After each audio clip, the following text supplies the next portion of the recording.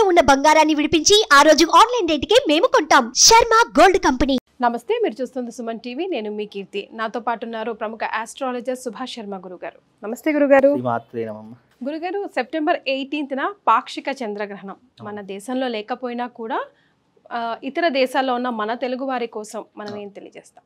తెలియజేస్తున్నాము. ముందుగా ప్రేక్షకులందరికీ శ్రీమాత్రే నమః, శ్రీ గురుభ్యో నమః. జ్ఞానినాంనపి చేతాంసి దేవి భగవతి హిసా బలాయ కృషమోహాయ మహామాయ ప్రయశ్చతి. గ్రహణ ప్రభావం అనేటటువంటిది కనిపించినప్పుడే దాని ప్రభావం అనేటటువంటిది మన మీద పడేటటువంటి అవకాశాలు ఎక్కువగా ఉన్నాయి. మనకు జ్యోతిష గ్రంథం ప్రకారం గ్రహణ ప్రభావం అనేది భారతదేశంలో కనిపించదు కాబట్టి దాని విధి విధానాలు మనం పాటించవలసినటువంటి అవసరం మనకు లేదు. ఫస్ట్ ఆఫ్ ఆల్ కాకపోతే ఏంటి అంటే, మన సనాతన ధర్మంలో భారతీయులందరూ కూడా తలామూలల విస్తరించి ఉన్నారు. ఒక్కొక్క దేశంలో చాలామంది, అనేక దేశాల్లో మన భారతీయులు అందరూ ఉన్నారు. సనాతన ధర్మం పాటించే వాళ్ళు ప్రతి ఒక్కరు కూడా ఆయా ప్రదేశాల్లో ఉన్నటువంటి వారు ఈ యొక్క గ్రహణ నియమాలు పాటించాలి అని చెప్పడం జరిగింది. అయితే ముఖ్యంగా గ్రహణ నియమాలు ఎవరు పాటిస్తారు? గర్భిణీ స్త్రీలు మాత్రమే గ్రహణ నియమాలు మాత్రం పాటిస్తారు. మిగతా వాళ్ళు అంటే ఆయా దేశాల పద్ధతులు ఎలా ఉంటాయో మనకు తెలియదు. కాబట్టి మన సనాతన ధర్మంలో ఉన్నటువంటి హిందువులు ఎవరైనా ఆ దేశంలో ఉంటే ఫలానా ఈ సమయంలో గ్రహణం పడుతుంది, ఇది ఉదయకాలం పడుతుంది కాబట్టి మనకు ఇది చంద్రుడు అస్తమించేటటువంటి సమయం, అక్కడ ఉదయించేటటువంటి సమయం. కాబట్టి ఎక్కడైతే చంద్రుడు ఉదయిస్తున్నాడో ఆ ప్రదేశంలోనే దాని ప్రభావం అనేటటువంటిది ఎక్కువ పడేటటువంటి అవకాశం ఉంది. కనుక ఇప్పుడు అది ఎక్కడ ఉంటుంది? ఆఫ్రికా లాంటి ప్రదేశాల్లో, యూరోప్ లాంటి ప్రదేశాల్లో, దక్షిణ అమెరికా, ఉత్తర అమెరికా ప్రదేశాలలో మాత్రమే ఆ యొక్క గ్రహణ ప్రభావం అనేటటువంటిది ఉంటుంది. కనుక మన భారతదేశంలో గ్రహణం కనిపించదు కాబట్టి దాని నియమాలు కూడా పాటించవలసిన అవసరం మనకి ఎలాంటిది కూడా లేదు. కాకపోతే ఇది మన జ్యోతిష గ్రంథం రీత్యా ఇది ఉత్తరాభాద్ర నక్షత్రం మీనరాశి 2వ పాదంలో సంచరిస్తుంది కాబట్టి ఈ గ్రహణ సమయము ఆ సమయంలోనే గ్రహణం పడుతుంది కాబట్టి కొన్ని రాసుల వారికి శుభ అశుభ ఫలితాలు అనేటటువంటివి కలుగజేస్తాయి. ఇంకోటి ఏంటి అంటే గనక, ఏవైనా గ్రహణాలు కానివ్వండి లేదా గ్రహ కూటములు కానివ్వండి, ఇవి దేశం మీద అలాగే ఈ యొక్క దేశ ఆర్థిక వ్యవస్థ మీద, ప్రళయాల మీద దారి చూపించేటటువంటిదే తప్ప మనుషుల మీద అతి తక్కువగా చూపించేటటువంటిది ఈ గ్రహణ ప్రభావాలు.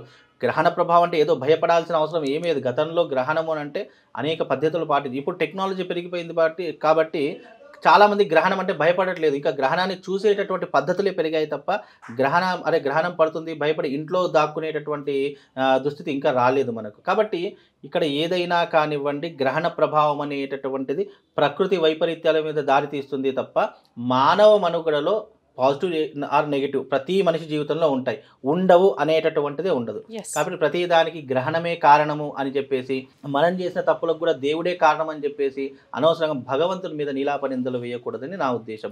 ఎందుకంటే గ్రహణం అనేటటువంటిది అది ఏ దశలో పడుతుంది, ఏ రాశిలో వస్తుంది, ఏ నక్షత్రం ప్రభావం మీద వస్తుంది అనే దాని మీద మనం ప్రకృతి వైపరీత్యాల గురించి చెప్పాలి. అయితే ప్రజలందరూ అలర్ట్గా ఉంటారు. అంతేగాని ఈ గ్రహణ ప్రభావం అనేటటువంటి పాజిటివ్ నెగిటివ్ ప్రతి మనిషి మీద ఏదో సందర్భంలో దాని ఇంపాక్ట్ అనేది పడుతూనే ఉంటుంది. కానీ మనిషి మీద పడితే ఆ మనిషి దానికి చేసుకోవాల్సినటువంటి ప్రత్యామ్నాయాలు చాలా ఉన్నాయి. కాకపోతే ప్రకృతిలో వచ్చే వైపరీత్యాలు ఆపేటటువంటి శక్తి సామర్థ్యాలు మన దగ్గర లేవు. కాబట్టి మొన్న మధ్య మనం చూసాము ప్రకృతి తల్లి విజృంభించింది. వాయనాడులో చూసుకున్నా ప్రకృతి విభజించింది, దాదాపుగా విజయవాడలో చూసుకున్నాము, అలాగే ఆంధ్ర మహారాష్ట్రలో చూసుకున్నాం, అలాగే ఈ మధ్యకాలం చైనాలో కూడా చూసాం కదా. చైనాలో తీరనటువంటి వాయు ప్రమాదం వచ్చింది, అలాగే ఈ యొక్క జల ప్రమాదం కూడా ఏర్పడింది. ఇలా అనేక సందర్భాలు. ఇవన్నీ ఎందుకు ఏర్పడతాయి? గ్రహకూటం, గతంలో పంచగ్రహ కూటం ఏర్పడినప్పుడు చెప్పినటువంటి సంఘటనలు ఉన్నాయి. మనుషులు ఎప్పుడు నమ్ముతారో తెలుసా? ఆ టైంలో చెప్పింది ఎవరూ నమ్మరు. అది ఎప్పుడైతే వచ్చి నెత్తి మీద పడుతుందో, అరే ఇది నిజంగానే జరిగింది, అప్పుడే చెప్పారు కదా అని చెప్పి మన సనాతన ధర్మంలో ఏంటి అంటే కంటితో చూస్తేనే నమ్ముతారు. కంటితో చూడకుండా ఏదీ లేదు అని చెప్పేటటువంటి దౌర్భాగ్య స్థితిలో మనం ఉన్నాం. కానీ కంటికి కనిపించనటువంటి శక్తి కూడా మన సనాతన ధర్మం మనకు అందించింది. అదే జ్యోతిష్యము.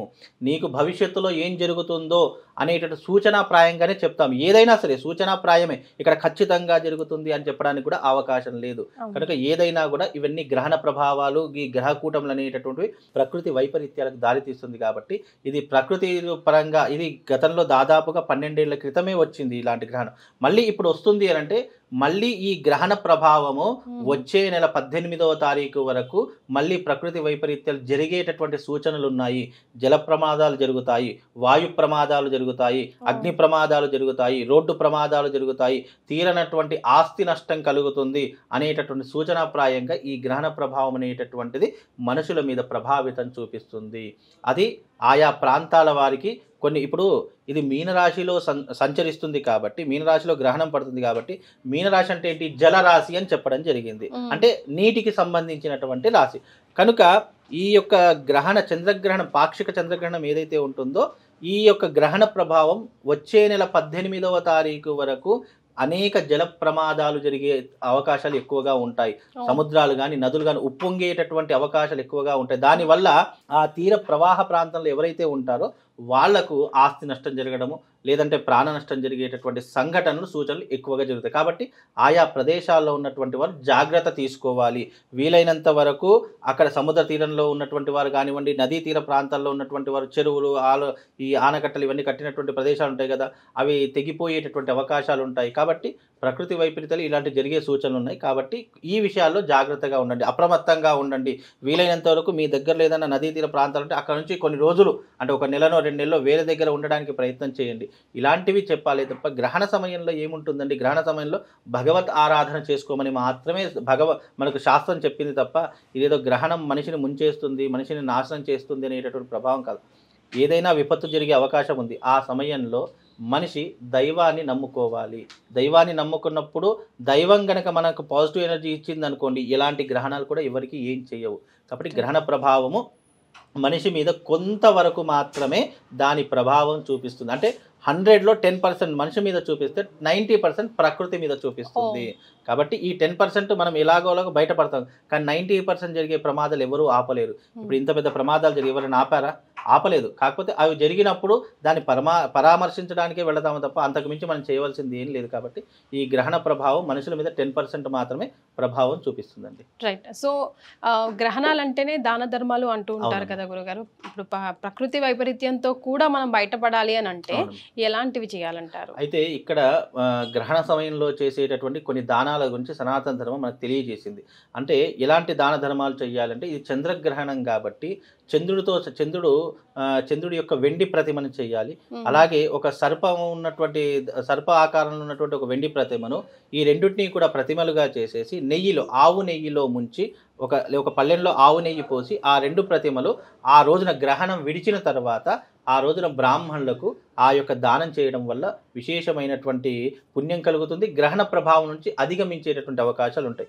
అదే రకంగా దానితో పాటుగా ఈ యొక్క స్వయం పాక దానం, మనం వండుకునేటటువంటి పప్పులు, ఉప్పులు, బియ్యము, కూరగాయలు ఇలాంటి వస్తువులు కూడా బ్రాహ్మడికి ఆ రోజున, ఎందుకంటే బ్రాహ్మడి ఇంటికి వచ్చి భోజనం చేసేటటువంటి పరిస్థితులు ఈ మధ్యకాలంలో లేవు కనుక మనం ఏం చేస్తామంటే మన ఇంట్లో వండుకునేటటువంటి వస్తువులు ఆ బ్రాహ్మడికి అన్నదాన రూపకంగా ఇస్తే గనక ఆ రోజున వండుకొని అవి భుజిస్తే గనక ఈ గ్రహణ ప్రభావం తొలగిపోయేటటువంటి అవకాశాలు ఉంటాయి.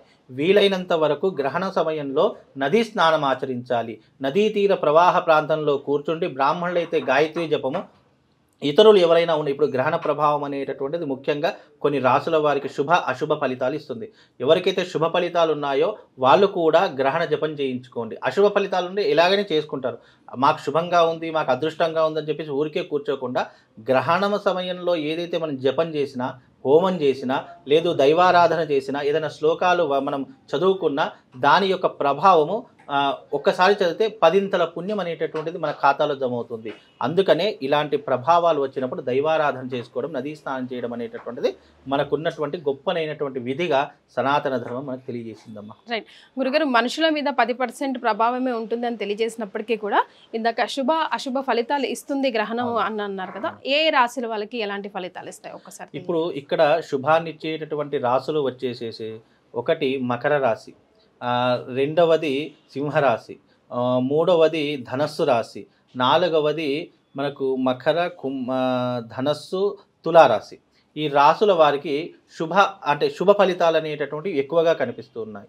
ఇక అశుభ ఫలితాలు మధ్యమ ఫలితాలు అనేటటువంటి కూడా. ఇక మిగతా రాసుల వారందరికీ కూడా అశుభ ఫలితాలు. ఇది ఎస్పెషల్లీ మీనరాశిలో పడుతుంది కాబట్టి దాని ముందున్నటువంటి రాశి వెనకున్నటువంటి రాశుల మీద ప్రభావం విపరీతంగా చూపిస్తుంది. కుంభరాశి అంటే ఇప్పుడు మీనరాశిలో పడుతుంది, దాని వెనక ఉన్నటువంటి రాశి కుంభరాశి, దాని ముందున్నటువంటి రాశి మీనరాశి తర్వాత మేషరాశి. ఈ 3 రాశుల వారికి ఈ యొక్క గ్రహణ ప్రభావం విపరీతంగా ప్రభావం చూపించి నష్టాన్ని కలిగించేటటువంటి అవకాశము చాలా ఎక్కువగా ఉంటుంది. కనుక ఈ 3 రాశుల వారు ఎవరైతే ఉన్నారో, అలాగే పూర్వాభాద్ర నక్షత్రం ఉన్నటువంటి వాళ్ళు, అలాగే ఈ యొక్క రేవతి నక్షత్రం ఉన్నటువంటి వారు, హస్తా నక్షత్రం ఉన్నట్టు ఈ 3 నక్షత్రాల వారు ఎవరైతే ఉన్నారో వాళ్ళు తప్పకుండా భగవంతుడి యొక్క నామ సంకీర్తనం చేసుకోవాలి, జపం చేసుకోవాలి. వాళ్ళు ఆ రోజున చేసుకోవాల్సినటువంటి జపం చెప్తాను. ఆ జపం వాళ్ళ ఇంట్లో కూర్చుండి చేసుకున్న అనేక విధములైనటువంటి పుణ్య ఫలితాలు కలుగుతాయి. వీలైతే నది దగ్గర ఉంటే లేదా సముద్రం దగ్గర ఉంటే, ఏదైనా మీకు ప్రవాహ ప్రాంతాలు ఏదైనా దగ్గరలో ఉంటే, ఇతర దేశాల్లోనే వస్తుంది కాబట్టి గురుగారు, ఇతర దేశాల్లో వస్తుంది. కాకపోతే మన వాళ్ళు కూడా లేనిది ఉన్నట్టుగా భావన చేసుకుంటారు, భయపడిపోతుంటారు. కొంతమంది అయ్యో ఉంది కదా మనం కూడా చేసుకుంటే తప్పేముంది, చేసుకోవడంలో తప్పేం లేదు, ఎందుకంటే మనం దైవాన్ని ఆరాధిస్తున్నాం, ఇక్కడ వేరే పని ఏం చేయట్లేదు. కాబట్టి ఒకవేళ నీకు ఉంది, నా మీద ఇంపాక్ట్ చూపిస్తుంది అనేటటువంటి భయం నీలో ఉన్నట్టయితే ఇలాంటి క్రతువులు చేసుకో, దాన ధర్మాలు చేసుకో. చక్కగా పేద ప్రజలు ఎవరైతే ఉంటారో, పూటికి గతి లేనటువంటి వాళ్ళు ఉంటారు, అలాంటి వారికి కాస్త అన్నదానం చేసినటువంటి పుణ్య ఫలితాన్ని నీ ఖాతాలో వేసుకో. వీలైతే ఓం హ్రీం క్రీం సోమాయ నమః అనేటటువంటి మంత్రాన్ని చదువుకుని, ఇది చంద్రుడికి సంబంధించిన బీజాక్షరము. ఈ మంత్రాన్ని చదువుకున్నా కానీ ఆ గ్రహణ ప్రభావం మన మీద పడకుండా మనకు ఒక రక్షణ కవచంలా, ఒక ప్రొటెక్షన్లా ఈ యొక్క పుణ్య ఫలితం మనల్ని రక్షిస్తుంది. కనుక ఏదైనా మనం పుణ్యాన్ని సంపాదించుకోవడానికే చేస్తాం క్రతువులన్నీ కూడా. అలాగే ఈ గ్రహణ ప్రభావం ఏదైతే ఉంటుందో అది భారతదేశంలో కనిపించదు. కాకపోతే నా ఉద్దేశంలో కనిపించని దానికి అనవసరంగా భయాందోళన పడిపోయి ఇప్పుడు ఎగ్జాంపుల్ మూఢనమ్మకాలు అని అంటూ ఉంటారు. ఎందుకు మూఢనమ్మకాలు? ఇగో ఇలా లేనిది ఉన్నట్టుగా చెప్తే ప్రజలందరూ విశ్వసించేటటువంటి కూడా విశ్వసించకుండా పోతారు, అంటే నమ్మేటటువంటివి కూడా నమ్మకుండా పోతున్నారు. కనుక మనం ఏది ఉన్నది ఉన్నట్టు చెప్పాలి. మనకు గ్రహణం కనిపించదు, కనిపించినప్పుడు దాని ప్రభావం మన మీద పడనప్పుడు మనము దాని నియమాలు పాటించవలసిన అవసరం కూడా లేదు. ఒకవేళ నీకు ఉంది అని నువ్వు భయపడిపోతే నీ భయానికి విరుగుడేంటి అంటే, ఇగో ఇది మంత్రం చదువుకో, చక్కగా దైవ బలాన్ని నీ సొంతం చేసుకో. అప్పుడు భగవంతుని నమ్ముకుంటే ఎన్ని గ్రహణాలు వచ్చినా ఏమీ కాదమ్మా.